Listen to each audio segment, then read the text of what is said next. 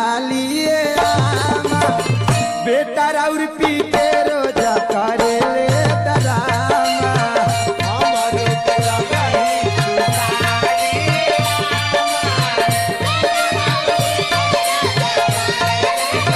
ए अम्मा जी का कहतरू ए बाबू अब का कहतरू हो ए दादा ए ना चुप रहा तेरा मुंह में खिया दे हमारो के लगही सुतालिए अम्मा हमारो के लगही सुतालिए